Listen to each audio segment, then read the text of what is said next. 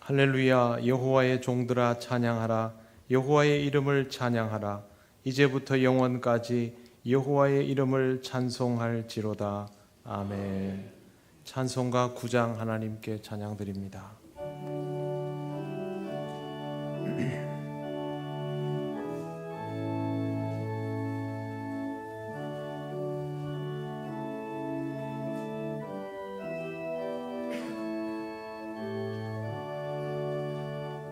하늘에 가득 차 영광의 하나님, 온 땅에 충만한 존귀하신 하나님, 생명과 빛으로 지혜와 권능으로 언제나 우리를 지키시는 하나님,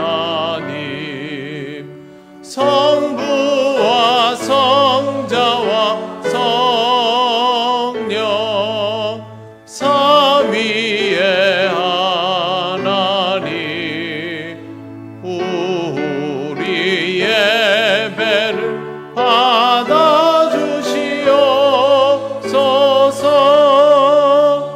사랑이 넘치는 자비하신 하나님, 은혜가 풍성한 구원의 하나님, 자매의 심령에 평안을 주시옵고 죄악과 허물을 용서하여 주소서. 찬송과 영광과 생명 구원의 하나님, 우리 예배를 받아주시옵소서. 연약한 심령 굳게 세워주시고, 우둔한 마음을 지혜롭게 하시고, 주의 뜻 받들어 참되게 살아가며 주 말씀 따라서 용감하게 하소서.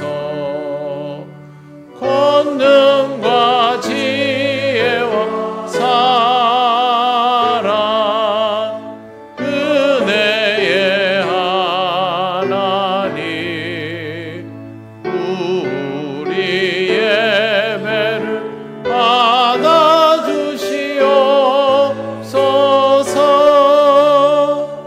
주 앞에 나올 때 우리 마음 기쁘고, 그 말씀 임되어 새 희망이 솟는다.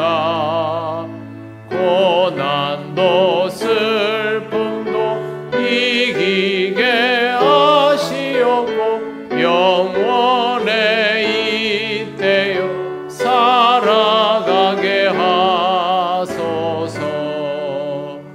우리의 자랑과 기쁨, 생명의 하나님, 우리 예배를 받아주시옵소서.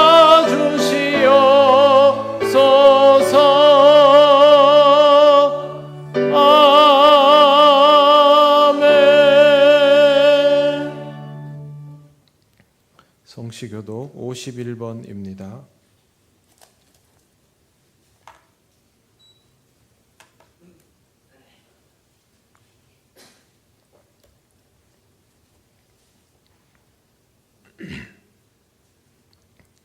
여호와께 감사하라. 그는 선하시며 그의 인자하심이 영원하미로다.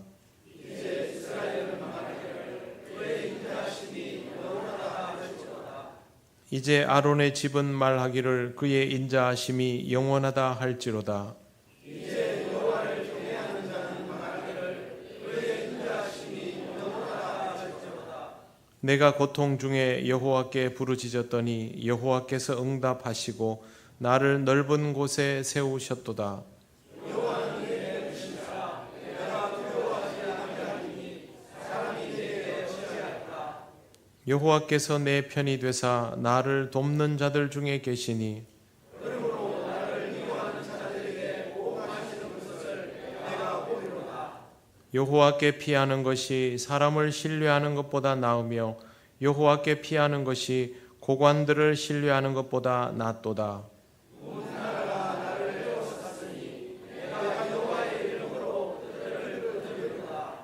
너는 나를 밀쳐 넘어뜨리려 하였으나 여호와께서는 나를 도우셨도다. 여호와는 나의 능력과 찬송이시요 또 나의 구원이 되셨도다. 아멘. 나는 전능하신 아버지 하나님 천지의 창조주를 믿습니다. 나는 그의 유일하신 아들 우리 주 예수 그리스도를 믿습니다.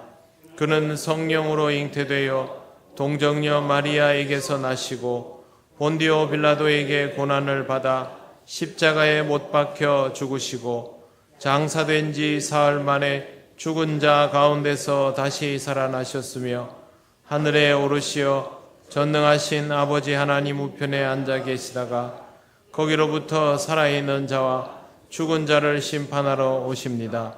나는 성령을 믿으며 거룩한 공교회와 성도의 교제와 죄를 용서받는 것과 몸의 부활과 영생을 믿습니다. 아멘. 찬송가 542장 하나님께 찬양드립니다.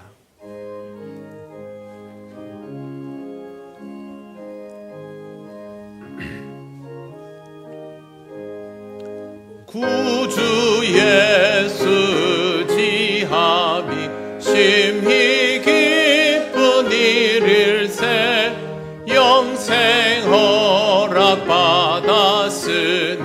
의심 아주 없도다. 예수 믿는 것은 받은 증거 많도다. 예수 귀한 예수 믿음 더욱 주소서. 구주 예수 지함이 심히 기쁜 일일세 주를 믿는 나의 마음 그의 피에 적시네. 예수 믿는 것은 받은 증거 많도다. 예수 귀한 예수 믿음 더욱 주소서.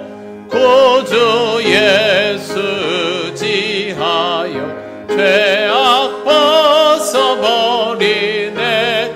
안위 받고 영생함을 주께 모두 얻었네.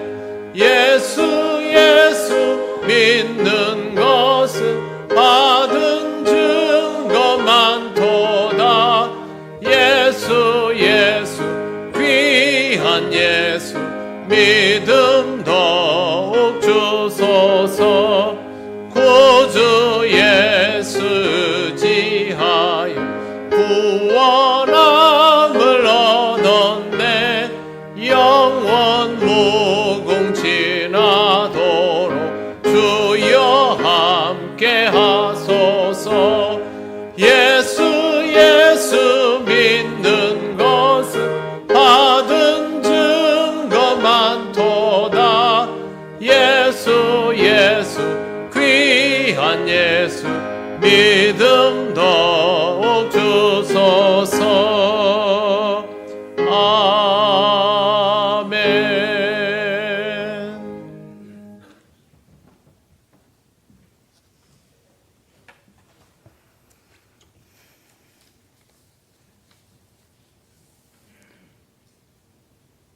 언제나 우리를 살피시는 하나님, 지난 주간 우리를 쉴만한 물가와 푸른 초장으로 인도하여 주셔서 주의 거룩한 날에 주님 앞에 나와 아버지 하나님을 찬양하며 예배할 수 있도록 하시니 감사와 찬양을 올려드립니다. 우리는 연약하고 부족하여 때로는 욕심에 물들며 하나님 선하신 뜻에 합당치 못한 생각과 행동을 할 때도 있었음을 고백하오니 용서하여 주시고 십자가의 보혈로 이 모든 허물을 깨끗하게 하여 주시기를 간절히 원합니다. 무더운 날씨와 장마로 인하여 영육이 지치지 않도록 우리 모든 성도들에게 새 힘을 허락하여 주셔서 매일매일 주님 앞에 결단하고 헌신하는 삶을 살 수 있도록 인도하여 주옵소서. 사랑의 하나님, 수해로 인하여 고통 중에 있는 이들을 위로하여 주시기를 원합니다. 가족을 잃어버린 이들, 가진 것들을 잃어버린 이들도 있사오니 아버지 하나님, 속히 그들이 다시 일어설 수 있도록 도와주시고 인도하여 주시옵소서. 이 나라와 민족을 사랑하시는 하나님, 이 땅 위에 참된 평화를 주시고 안전하게 지켜주시기를 기도하오니 세우신 모든 위정자들이 하나님을 두려워하며 먼저 주인 되신 주님 앞에 무릎 꿇는 믿음의 사람들이 되게 하여 주시옵소서. 사리사욕과 당리당력을 버리고 주님의 뜻을 먼저 구하고 이 땅의 모든 백성들을 위하여 헌신하는 이들이 되도록 주님 인도하여 주시옵소서. 우리 교회를 지키시고 사랑해 주신 하나님 감사드립니다. 어렵고 힘든 시기를 보내는 모든 이들의 방주로서 거기에 쓰임받는 사명을 감당케 하시고 교회의 모든 사역들을 주장하셔서 선교의 지경을 넓혀지며 이루어지는 일마다 하나님의 능력이 나타나게 하옵소서. 교회 학교가 성경학교와 수련회를 준비하는 가운데 있습니다. 아동부와 청소년부 그리고 청년부에 이르기까지 오직 주님께서 붙들어 주셔서 모든 아이들과 교사들 그리고 교육자들이 하늘로부터 오는 은혜를 받아 누리며 참 하나님을 만날 수 있는 귀한 시간이 될 수 있도록 주장하여 주시기를 간절히 원합니다. 교회학교의 모든 행사가 마치는 시간까지 좋은 일기를 허락하여 주시고 오고 가는 길 안전하게 다닐 수 있도록 지켜 주시옵소서. 연로하신 성도님들 무더위와 장마로 인하여 건강 잃지 않도록 지켜 주시고 가정에서 병원에서 치료 중에 있는 주의 사랑하는 성도들 우리 주님께서 찾아가 주셔서 위로하여 주시며 치유의 은혜를 내려주셔서 속히 회복될 수 있도록 하여 주옵소서. 이 시간 주의 사자 목사님 말씀을 대언하실 때에 성령 하나님께서 능력과 권능을 더하셔서 힘들고 지친 성도들이 새 힘을 얻어 이전에 잘못된 삶을 버리고 새로운 삶의 도전이 되는 말씀 전하실 수 있도록 성령 하나님 도와주시옵소서. 예배를 돕는 모든 이들을 헌신을 기억하여 주시길 원하오며 진실로 지금 드리는 이 예배가 아버지 뜻에 따라 이루어지기를 원하오며 능력을 주시는 예수님의 이름으로 기도드립니다. 아멘.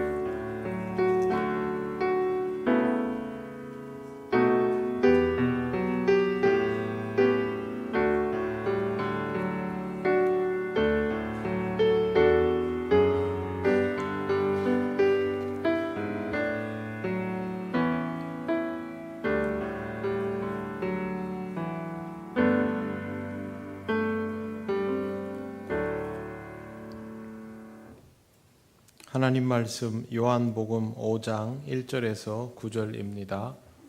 이 말씀은 신약성경 149쪽에 있습니다.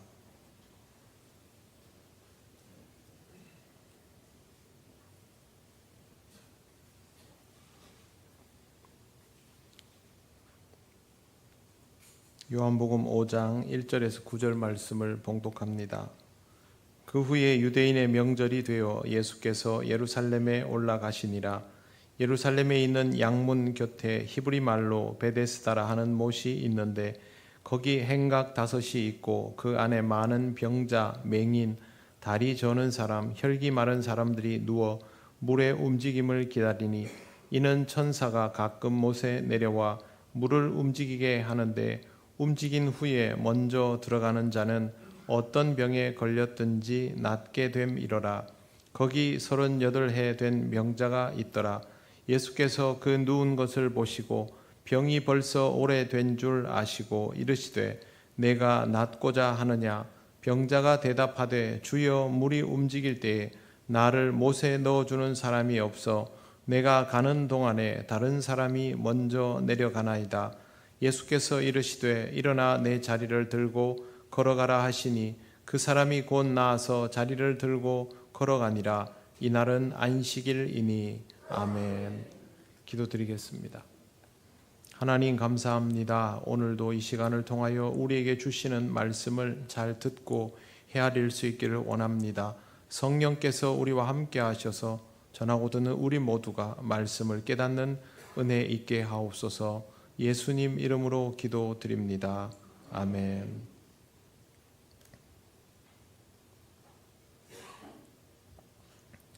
한 병자가 베데스다 못가에 누워 있습니다.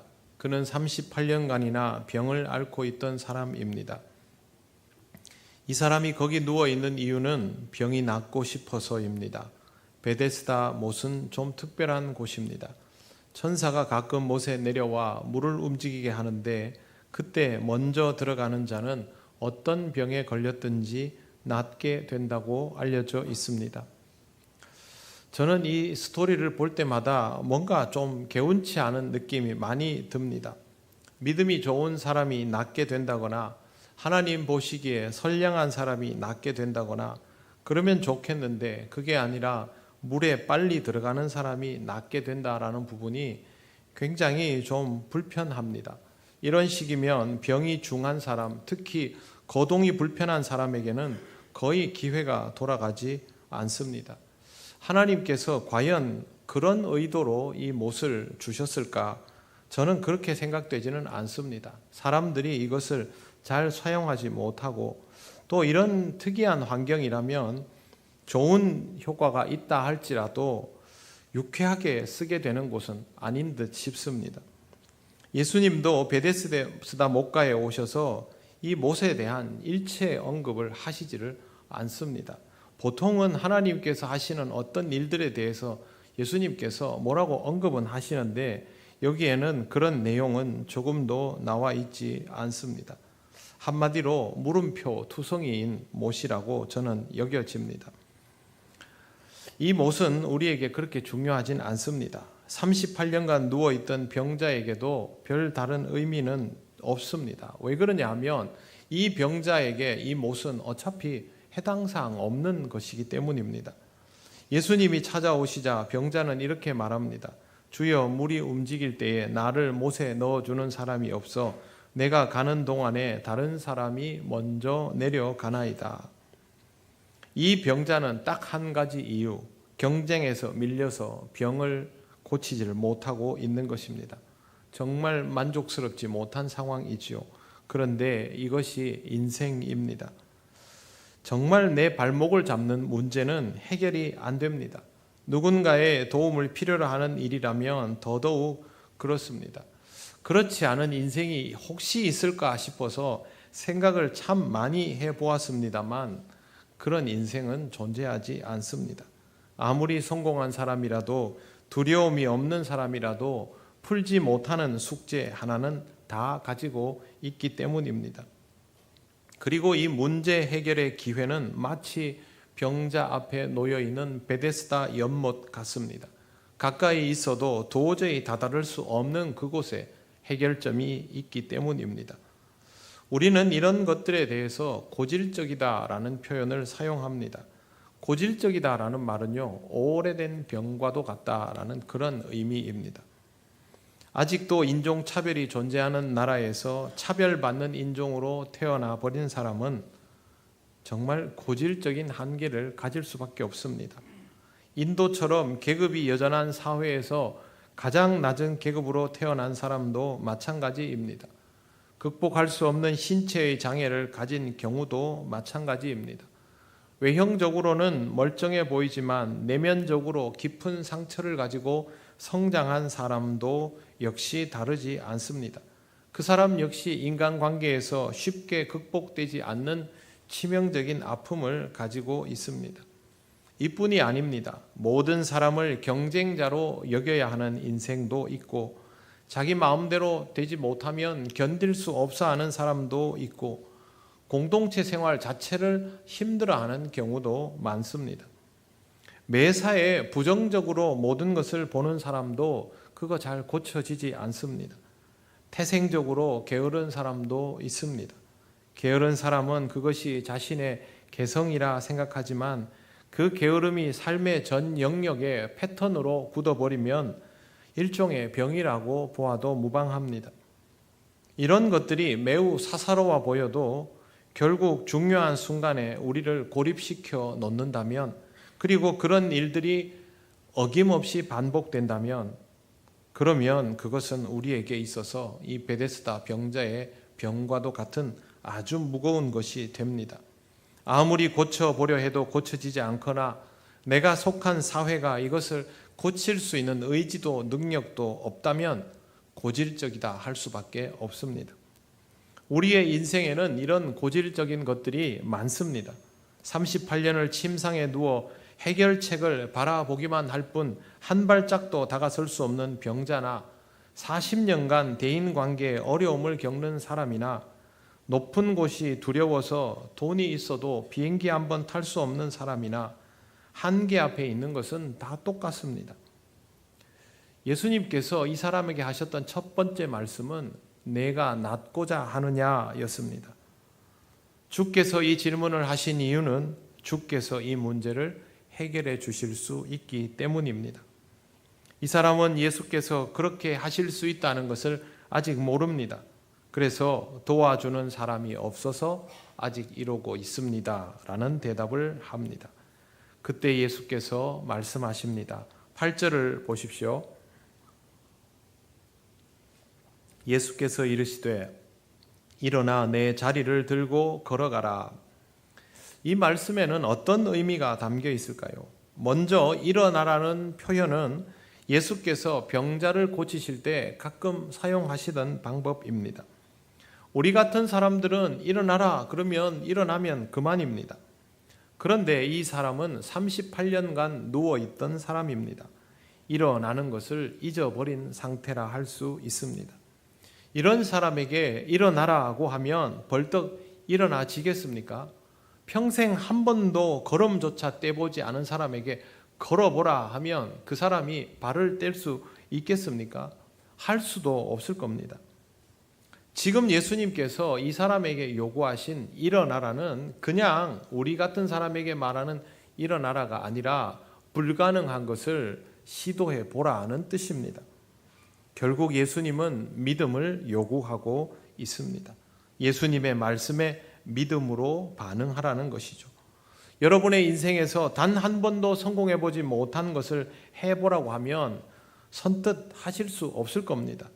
이미 실패를 경험하고 그것으로 인하여 인생이 굳어져 버렸다면 그것은 이미 그 사람에게는 불가능한 일이 되어버립니다. 다른 사람 앞에서 말 한마디도 못하는 분들 있지요. 그 사람에게는요, 억만금을 줘도 사람들 앞에서 말 못합니다. 안 해봤기 때문에, 할 수 없다고 생각하기 때문에 그렇게 하는 것이죠. 고소공포증 있는 사람은 비행기 타는 것도 겁을 내는데요, 낙하산을 타라 하면 타겠습니까? 못합니다. 그거는 죽으라는 말과 똑같습니다. 이런 것도 우리는 할 수 없다라고 받아들이는데 38년간 누워있기만 한 사람에게 일어나라는 말은 믿음 없이는 반응할 수 없는 말입니다. 예수님은 믿음이 있다면 일어나라고 하신 것입니다. 주님이 우리를 찾아오시는 것은 우리의 삶의 문제를 해결하기 위함입니다. 그 문제 앞에서 믿음으로 반응하라는 뜻입니다. 가장 두려움을 느끼는 인생의 문제와 한계 앞에서 주님을 향한 믿음을 먼저 가져야 합니다. 무턱대고 믿음을 가지라는 것이 아니라 주님과 대면하게 되었을 때에 나를 향하여 말씀하시는 주님에게 믿음을 가지라는 것입니다. 이게 가능한 일이라면 우리에게 믿음을 요구하시지 않을 겁니다. 여러분, 우리가 충분히 할 수 있는 일에 뭐하러 주님이 우리에게 믿음이 필요하다라고 하시겠습니까? 믿음 없이는 못할 것이기 때문에 그렇게 요구하시는 것이죠. 이와 같은 경험을 하려면 가장 두려움을 느끼는 인생의 문제와 한계 앞에서 주님과 대면하는 것부터 하여야 합니다. 그러려면 내 인생의 문제가 무엇인지를 정확히 인식하는 것도 필요합니다. 내 인생에는 별 문제가 없어. 그 사람은 주님을 만날 필요도 느끼지 못합니다. 그러니 우리는 우리 인생의 문제와 한계를 경험해야 되고 그것이 경험되면 주님을 대면해야만 하는 것입니다. 주님은 그런 인생을 찾아오시는 분입니다. 육체를 가지고 이 땅에 오신 주님과 대면할 수 있었던 사람들은 몇 명 되지 않습니다. 그러나 영으로 오신 주님을 만나는 일은 전혀 제한이 없습니다. 우리도 영으로 주님을 만날 수 있기 때문입니다. 우리가 한계 앞에서 절망하지 않고 그것이 해결되기를 바란다면 주님은 우리를 찾아오십니다. 지금 이곳에서는 한 사람만 만나 주셨지만 영이신 주님은 모든 사람을 그렇게 만나 주시는 분인 것입니다. 여러분, 성경 말씀에 이런 장면들 볼 때마다 뭔가 그렇지 않습니까? 왜 예수님이 병자가 그렇게 많은데 이 사람만 고쳐주고 그냥 가시나? 그 옆에 있는 사람도 손만 대면 다 나을 텐데 왜 다른 사람에게는 아무 말도 하지 않고 그렇게 가시나? 거기서 그 사람을 낫게 하는 것이 정말로 중요한 일이 아니기 때문에 그렇습니다. 우리의 입장에서는 그 사람이 병을 낫는 것과 그 옆에 사람들의 병이 다 낫는 것이 우선이겠지만 주님은 단 한 번도 그런 식으로 접근하신 적이 없다라는 것을 우리는 주목해 볼 필요가 있습니다. 우리 모두는 영으로 주님을 만나야 됩니다. 그리고 우리의 삶의 내면의 문제들을 주님 앞에 내려놓고 그 문제를 해결받아야 합니다. 예수를 믿고 구원받으면 천국 간다. 굉장히 단순하고 명확한 구조이지요. 그런데 여러분, 우리는 예수 믿고 구원받고도 제법 오래 이 땅에서 살 때가 많습니다. 그리고 그 과정에서 믿음이 없다면 구원받은 것을 제대로 유지하지도 못합니다. 그렇기 때문에 우리의 삶은 계속 주님과 만나져야만 하는 것입니다. 교회에 나온 것을 스스로 나온 것으로 생각하는 경우가 참 많습니다. 그러나 잘 돌아보십시오. 주님의 영이 여러분을 인도하시지 않았다면 여러분은 길도 찾기 어려운 우리 통영교회에 오시기 힘들었을 겁니다. 누가 여러분에게 교회 나갑시다 라고 하면 여러분 선뜻 그렇게 고개 끄덕이면서 따라 나오십니까? 그러면 오히려 거부할 때가 많았지요. 그러나 어느 날 여러분은 주님을 만나고 이렇게 찾아와서 신앙의 길을 가고 있지 않습니까? 꼼짝하지 못하는 인생에서 벗어나고 싶다면 주님과 대면하는 것부터 하시기를 바랍니다. 여러분이 교회를 얼마나 오래 다녔는가, 내가 예전에 주님과 대면하였던 경험이 얼마나 자주 있는가, 그거 생각하지 마시고 지금 내가 인생의 한계에 직면해 있다면 주님부터 찾으시기를 바랍니다. 이 부분이 반드시 해결되어야 합니다. 그리고 주님과 만났을 때 믿음으로 반응하십시오. 일어나라고 하면 한 번도 해보지 못한 그것을 시도해 보십시오. 낙하선을 메어보라고 하면 메어보고 사람을 두려워하지 말라 하면 두려움 없이 대면해 볼 수 있어야 합니다. 무엇보다 신앙으로 살아가라 하면 신앙으로 살아가기 위해서 몸부림치시기를 바랍니다. 그 다음은 주님의 몫입니다. 그 다음은 우리가 하는 거 아닙니다. 예수께서 이 사람에게 일어나라 말씀하신 것만 아닙니다. 내 자리를 들고 걸어가라 하셨습니다. 일어났다면 걷는 것을 시도해 볼 수 있는데요. 문제는 자리를 들고입니다. 여기에 나오는 들고라는 단어는 그냥 물건을 든다는 의미도 있지만 운반한다는 의미도 있습니다. 작은 거면 든다가 되고요. 크면 운반한다가 됩니다. 그러면 38년을 그 자리에 누워 있었던 유대인의 침상의 규모는 얼마만큼일까요? 성경에 나오는 유대인들의 침상은 두 가지 단어가 사용됩니다. 하나는 크라바톤, 하나는 크리네스입니다. 크리네스는 매트리스를 뜻합니다. 요즘 같은 그런 이렇게 스프링 매트리스 그런 게 아니죠. 옛날 사람들이 만든 매트리스 그래봐야 가벼운 골격에다가 안에 지퍼를 좀 넣겠지요. 그런데 접었다 폈다 하는 건 아닙니다. 그건 클리네스입니다. 크라바톤은 야전용 침대입니다. 접었다 폈다 할 수 있습니다. 그리고 안에 짚이 들어 있습니다. 아무리 그래도 이게 그렇게 가벼울 수는 없지요. 요즘 야전용 침대도 그리 가볍지 않지 않습니까? 그런데 거기에다가 짚이 들어가 있고 둘러싸여져 있고 덮어야 되는 것도 있고 38년 동안 썼던 침구류를 합치면 결코 가볍지 않을 겁니다. 그런데 예수께서 자리를 들고 걸어가라 하셨는데 이 걸어가라는 말이 그냥 가라는 말이 아니라 돌아다녀 보라는 뜻입니다. 이게 그렇게 간단하지가 않습니다. 지금 이 사람은 38년간 누워있던 사람입니다. 학자들은 이 사람의 병이 중풍병이었을 거라는 데 거의 일치된 견해를 보입니다. 38년을 누워 있었다면 아주 중한 상태이고 욕창도 자주 났을 것입니다. 몸에 근육이랄 것이 없을 정도로 다 사라져 있겠지요. 그런 사람이 중풍병이 없어진다고 벌떡 일어나서 막 돌아다닐 수 있습니까?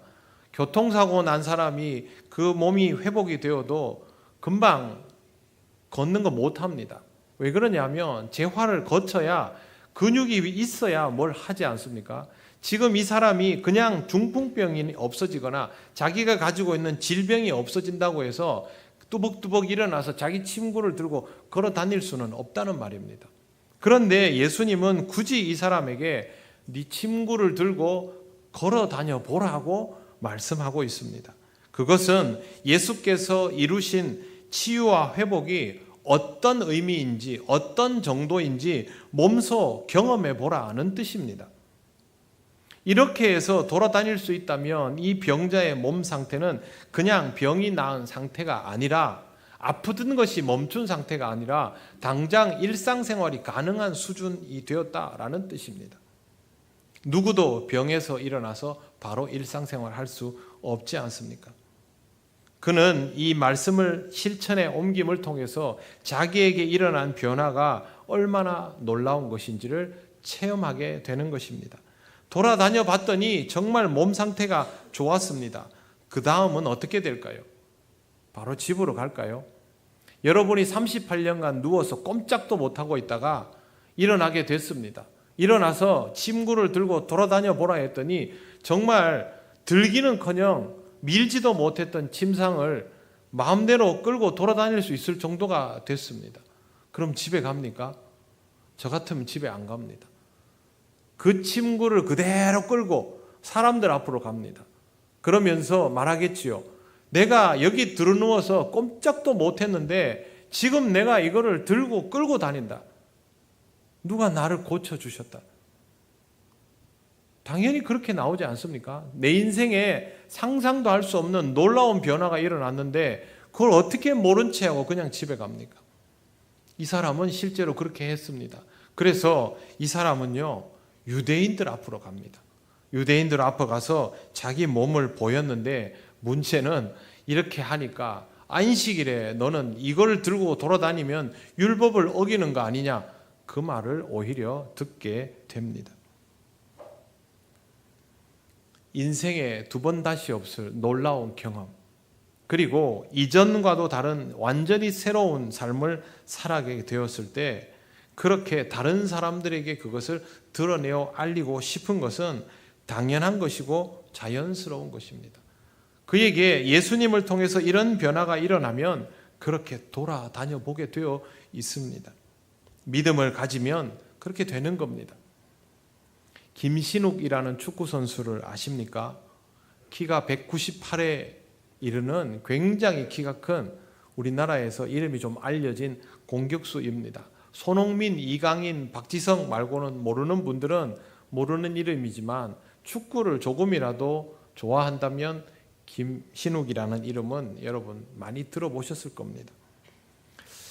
그는 어려서부터 교회를 다녔지만 하나님을 인격적으로 만난 것은 고등학교 때라고 말합니다. 이후에 늘 하나님께 기도하며 신앙적인 삶을 살아가려고 노력했지만 그의 인생은 그렇게 눈에 두드러질 만큼 좋지는 않았습니다. 체격이 좋아서 프로팀에 입단을 해서도 주전 자리를 금방 꿰차지 못했습니다. 체구는 크고 발은 조금 느렸기 때문에 참 쓰임새가 애매한 선수였던 것이죠. 그래서 프로팀에 가서 주전이 아닌 약간 후보에서 주전을 왔다 갔다 하는 정도의 수비수였습니다. 그렇게 별 주목받지 못하던 어느 날 공격수 자원들이 경고 누적으로 출전이 어렵게 되고 부상까지 있게 되니까 감독님이 갑자기 공격수로 투입을 시킵니다. 키가 크니까 머리에 공만 맞춰라 이렇게 된 겁니다. 그런데 이날 김신욱 선수가 결승골을 넣습니다. 그날부터 이 선수는 공격수가 되었습니다. 그 다음부터는 정말 K리그를 호령했습니다.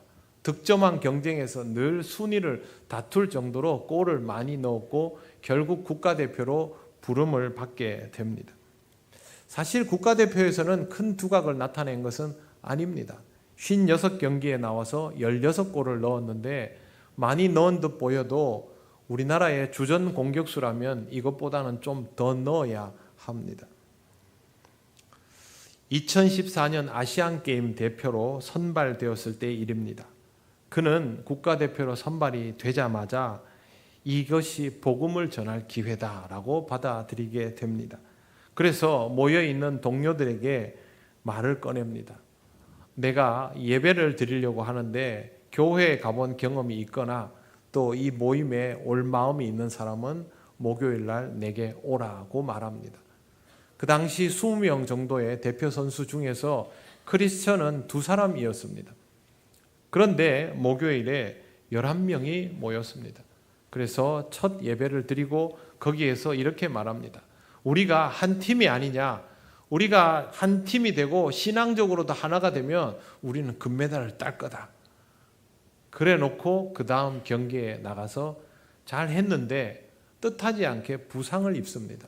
그리고 김신욱 선수는 그 다음부터 경기에 나가지를 못합니다. 자기가 거창하게 말을 꺼내놓고 예배를 드리자고 하고 우리가 한 팀인데 이렇게 신앙적으로도 뭉치면 금메달 딸 수 있다 했는데 자기는 못 나가게 된 겁니다. 그때 김신욱 선수가 그렇게 이 상황을 받아들입니다. 아, 내가 지금부터 예배에만 집중하면 되겠구나. 말씀 준비하는 일에 최선을 다해야 되겠구나 해서 원어 성경까지 찾아보면서 설교 준비를 해서 그 기간 동안 월요일, 목요일에 있는 예배 모임에서 계속 말씀을 전했습니다. 그때는 금메달 이게 아니고 예수를 믿으면 구원을 받고 하나님 나라에 이르게 된다는 복음적인 내용에 집중해서 말씀을 전했습니다. 이 팀은 결승에서 인천 아시안게임입니다. 결승에서 북한을 만나서 연장 접전 끝에 골을 넣고 감격적인 우승을 하게 됩니다. 28년 만에 우승한 겁니다. 저는 이 이야기를 접하면서 제일 먼저 하이라이트를 보러 갔습니다. 골 넣은 걸 보려는 게 아니고 경기가 끝났을 때 풍경이 어땠나 궁금해서 봤습니다. 우리나라 선수들도 북한 선수들도 다 무릎을 꿇고 엎드려져 있었습니다. 북한 선수들은 전부 울고 있었고요. 우리나라 선수들은 그렇게 엎드려 있다가 몇몇 선수들이 약속이나 한 것처럼 전부 손을 이렇게 모으는 겁니다. 그리고 기도를 올리고 있었습니다. 나중에 봤더니 2명이던 크리스천이 이 기간 동안 12명이 되어 있었습니다. 김신욱 선수는 이후에도 국가대표 부름을 잘 받지 못했습니다. 기회가 잘 주어지지 않았습니다. 그러나 자신은 이 기간 동안 복음을 전할 수 있었던 것을 최고의 사건으로 여깁니다. 그가 그렇게 막 들이대면 동료 선수들이 좋아할까요? 안 좋아하지요. 자기가 그걸 몰랐겠습니까? 왜 모르겠습니까? 그러나 하나님께서 주신 이 기회 동안 가만히 있을 수가 없었던 겁니다.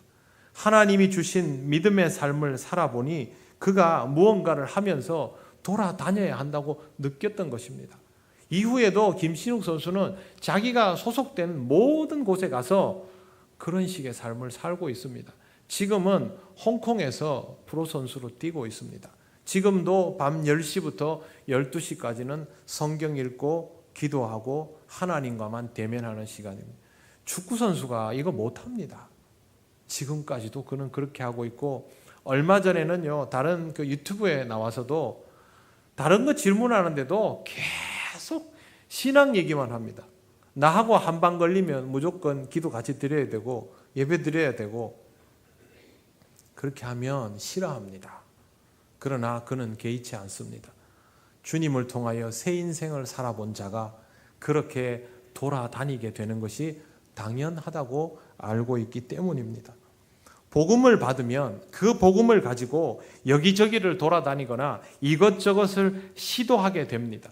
우리가 그리스도인으로 살아가고 있다면 적어도 이 과정이 경험되고 있다라는 뜻입니다. 만약 이 과정이 경험되지 않았다면 김신욱 선수처럼 또 다른 주님을 만난 크리스천처럼 그런 경험이 있어야 합니다. 이거 굉장히 간단한 겁니다.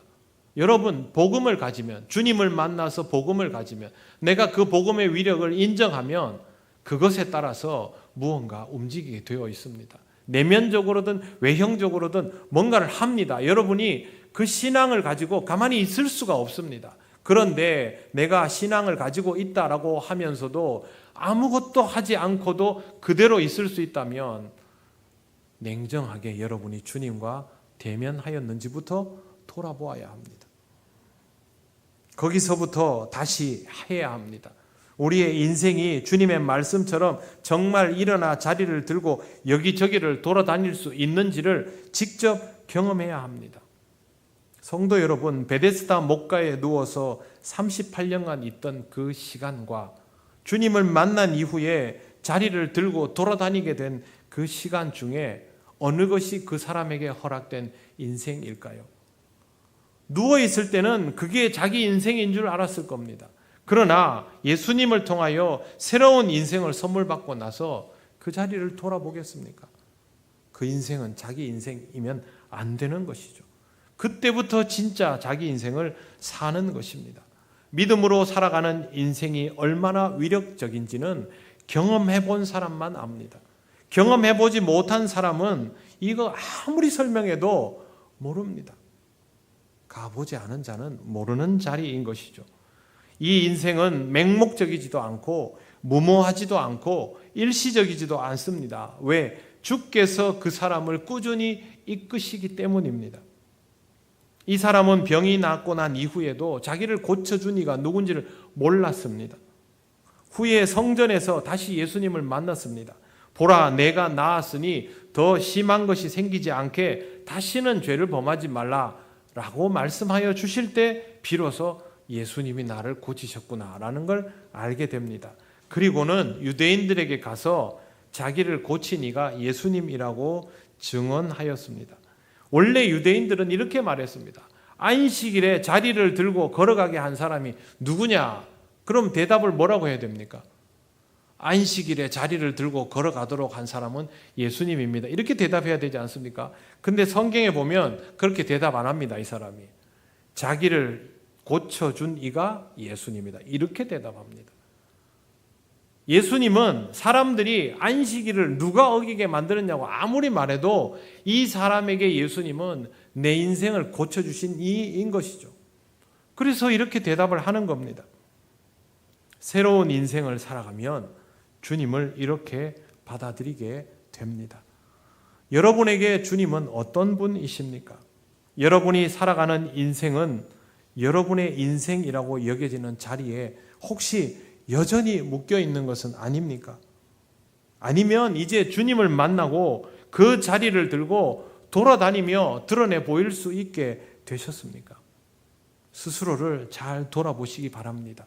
신앙은 다른 사람에게 보이기 위해서 가지는 것이 아니라 내가 살기 위해서 가지는 것입니다. 그러면 정말 냉정하게 나의 현재를 돌아보아야 합니다. 한계가 여전하다면 다시 주님과 대면하시기 바랍니다. 그 만남을 통하여 예수 그리스도는 나를 고쳐주신 분이라고 고백하며 여러분의 한계를 넘어 여기저기를 돌아다닐 수 있는 자유로운 인생이 되셔야 합니다. 그것이 될 때까지 주님과 대면하고 다시 도전하기를 반복해 나가시기를 바랍니다. 주님은 여러분을 고치시고 새 인생을 살게 하실 것입니다. 기도드리겠습니다. 하나님 감사합니다. 우리에게 허락하여 주신 이 소중한 기회를 잘 사용할 수 있기를 원하며 날마다 주님 앞에 다시 설 수 있는 인생 되기를 원하며 주님 주신 새로운 인생을 자유롭게 누려갈 수 있기를 원합니다. 성령님 우리와 함께하여 주셔서 우리 자신을 냉정히 돌아보게 하시고 주님을 온전히 따르는 자 되게 하옵소서. 예수님 이름으로 기도드립니다. 아멘. 찬송가 545장 찬양하시며 봉헌하시겠습니다.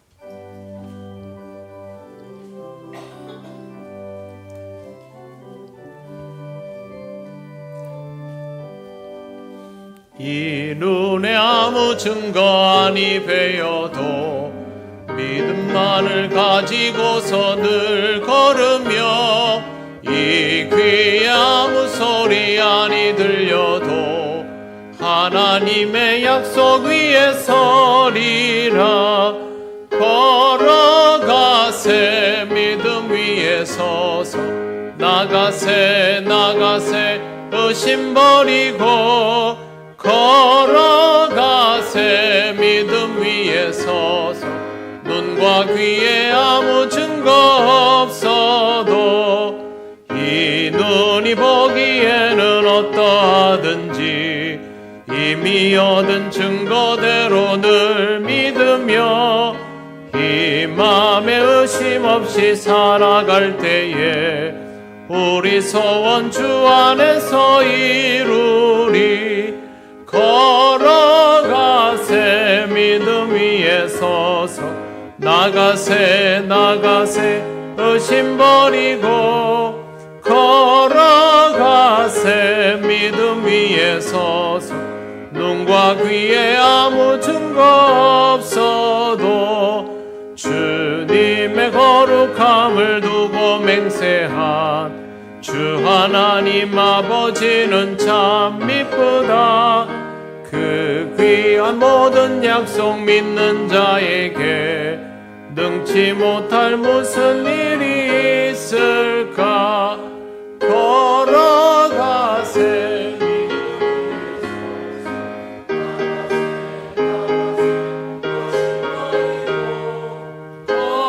걸어가세 믿음 위에 서서 눈과 귀에 아무 증거 없어도.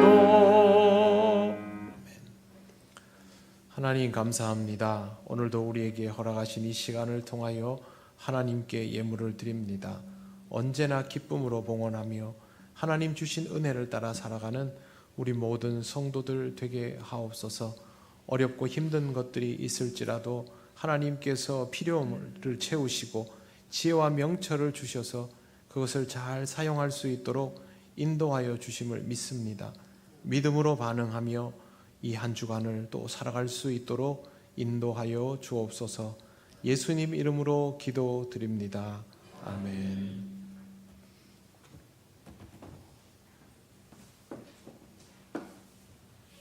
교회 소식 안내해 드리겠습니다. 예배에 나오신 모든 분을 환영합니다. 처음 오신 분은 새가족부의 안내를 받으시기 바랍니다. 이 제2 남성교회 헌신 예배가 오늘 오후 찬양 예배 시간에 있습니다. 강사님은 이서휘 목사님이고 송계교회 고성 대가면에 있는 송계교회를 담임하십니다. 모임 기간 원래 오늘 이 예배 후에 각 기간별 지정 장소에서 써 있습니다. 보고서는 사무실로 제출해 주시기 바랍니다. 교회학교 여름 행사 안내, 교회학교가 여름 수련회를 준비하고 있습니다. 우리 모든 성도님들께서 위하여 기도해 주시기 바랍니다. 후원 문의는 교육부 부장님이신 이명렬 장로님께 해주시면 되겠습니다. 중고등부는 7월 4일부터 7월 26일까지 위 미션 캠프 대구에 있는 경일대학교에서 하고, 아동부는 28일부터 30일까지 우리 교회에서 또 야외 활동도 같이 합니다. 청년부는 8월 13일 주일에 교회에서 하게 됩니다. 다음 영남지역 노예협의회 목사 장로 선교대회가 오는 20일 목요일 오전 10시 창원에 있는 양국교회에서 있습니다. 김민철 목사님은 지금 청송 신성교회 남성교회 헌신 예배 설교를 하기 위해 출타 중에 있습니다. 김부종 장로님도 함께 가셨습니다. 위하여 기도해 주시기 바랍니다. 구역장 건찰 모임이 매주일 오후 예배 후에 본당에서 있습니다. 그리고 주보에 없는 광고를 하나 하겠습니다. 누수로 인하여 식당이 지금 누전이 되어서 정전 상태입니다. 정전이 되어서 지금 식당이 좀 어둡지만은 오늘 식사는 제공됩니다. 성도 여러분들께서 양해해 주시고요. 그래서 다음 주부터 식당이 방수공사 등으로 인하여서 방학에 들어갈 예정입니다. 또 뭐 다른 변동 사항이 있으면 문자나 기타 방법으로 안내해 드리겠습니다. 감사합니다.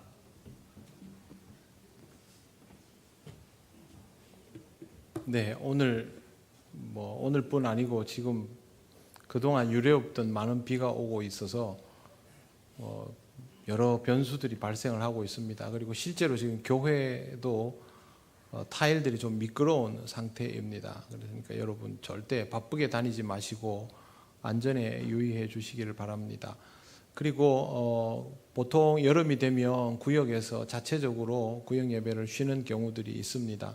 그건 여러분 자체적으로 그렇게 하실 수 있지만 구역장 모임, 권찰 모임은 계속 진행을 합니다. 왜 그러냐 하면 우리 교회 안에서 이루어지는 소식들을 꾸준히 전달을 받고 같이 또 기도할 건 기도하고 해야 되기 때문에 그렇게 합니다. 그리고 전체적으로 공식적으로는 우리 구역 모임에서는 방학이 없습니다. 전체적인 흐름은 잘 따라 주시기를 바라고 오늘 어두운 자리에서 식사하시더라도 조금 양해해서 그렇게 해주시고 서로 협조를 잘 해주시기를 바랍니다.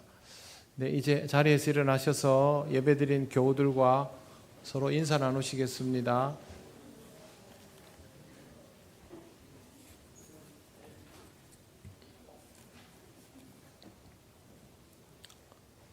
찬송가 635장 주기도문 찬양 드립니다.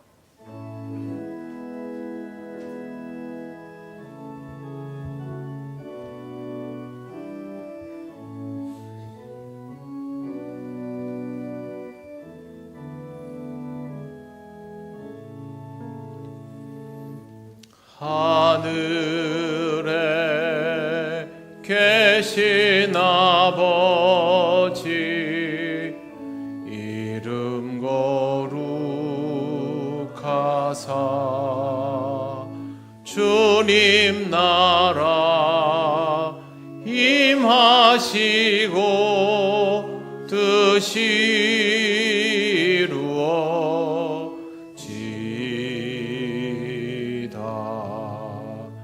일용할 양식 주시고 우리들의 큰 죄 다 용서하옵시고 또 시험에 들게 마시고 악에서 구원하소서. 대개 주의 나라 주의 권세 주의 영광 영원히 아멘.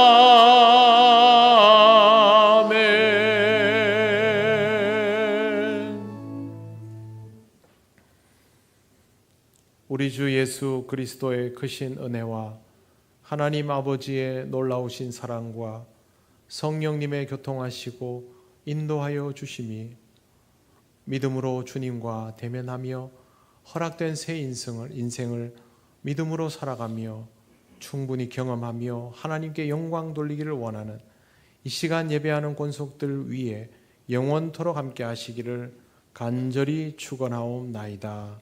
아멘.